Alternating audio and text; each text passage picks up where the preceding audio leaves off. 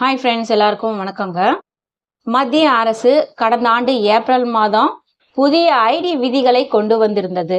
அது இந்தியாவில் செயல்பட விரும்பும் அனைத்து சமூக வலைத்தள நிறுவனங்களும், அதாவது யூடியூப், ஃபேஸ்புக், வாட்ஸ்அப் இந்த மாதிரி இருக்கக்கூடிய நிறுவனங்கள் இந்த புதிய விதிகளை முழுமையாக பின்பற்ற வேண்டும் என்று மத்திய அரசு திட்டவட்டமாக தெரிவிச்சிருந்தாங்க.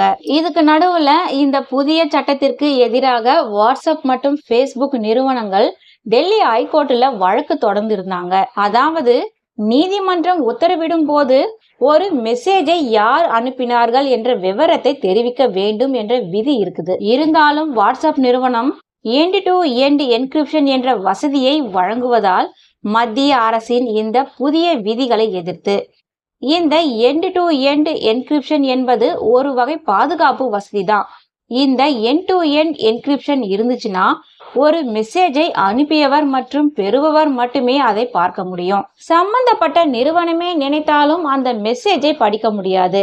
இது தொடர்பாக டெல்லி ஹைகோர்ட்ல நடந்த வழக்கில்தான் எண்ட் டு எண்ட் என்கிரிப்ஷன் என்பது யூசர்களின் தனி உரிமையை பாதுகாப்பதாகவும் அதுல சமரசம் செய்து கொள்ள முடியாது அப்படின்னும் வாட்ஸ்அப் நிறுவனம் தெரிவிச்சிருந்தது. இந்த சட்டத்திற்கு இணங்குவது என்பது என்கிரிப்ஷன் ப்ராசஸை அர்த்தம் இல்லாம செய்துவிடும் என்றும் அது தனி உரிமையை மீறும் ஒரு செயல் என்றும் வாட்ஸ்அப் நிறுவனம் சார்பில் வாதம் முன்வைக்கப்பட்டிருந்தது. இது தொடர்பாக வாட்ஸ்அப் நிறுவனம் சார்பில் ஆஜரான வழக்கறிஞர் தேஜாஸ் கரியா என்ன சொல்லியிருக்காருன்னா, எங்கள் என்கிரிப்ஷன் முறையை உடைக்க சொன்னால் இந்தியாவை விட்டு வெளியேற நேரிடும்.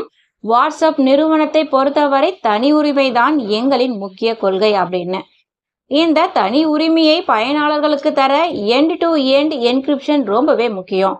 வாட்ஸ்அப்ல ஒரு மெசேஜை அனுப்பியவர் பெரும் நபரை தவிர வேறு யாராலும் படிக்க முடியாது. இந்த என்கிரிப்ஷன் ப்ராசஸ் இருக்கிறதுனால தான் யூசர்கள் எங்களை நம்புறாங்க அப்படின்னே சொல்லியிருக்காரு. அவருடைய வாதத்தை தொடர்ந்து மத்திய அரசு வாதம் பாத்தீங்கன்னா, ஆபத்தான மெசேஜ்களை கண்டறிந்து ஆன்லைன் பாதுகாப்பை உறுதி செய்ய ஒரு மெசேஜ் அனுப்பியவர் யார் என்பதை கண்டுபிடிப்பது மிகவும் முக்கியமானது என்று மத்திய அரசு சார்பில் வாதம் முன்வைக்கப்பட்டது.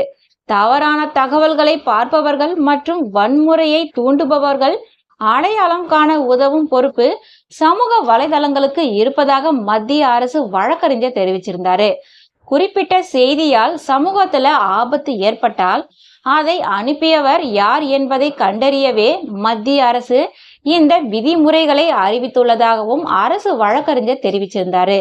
இருதரப்பு வாதங்களையும் கேட்ட டெல்லி ஹைகோர்ட் இதுல சிக்கல் இருப்பது உண்மைதான் என்று ஒப்புக்கொண்டாரு. தனி உரிமை என்பது எந்த ஒரு கட்டுப்பாடும் இல்லாமல் இருக்க முடியாது என்ற நீதிபதி இந்த விவகாரத்துல ஒரு சமநிலை தேவை என்றார். மேலும் இந்த வழக்கு விசாரணையை வரும் ஆகஸ்ட் மாதத்திற்கு நீதிமன்றம் ஒத்திவைத்துள்ளது. இந்த வாட்ஸ்அப் செயலியை பத்தி பார்க்கலாம்.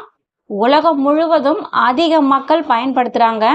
குறிப்பா பாத்தீங்கன்னா, இந்த நிறுவனம் கொண்டு வரும் ஒவ்வொரு அம்சங்களும் மிகவும் பயனுள்ள வகையில தான் இருக்குது.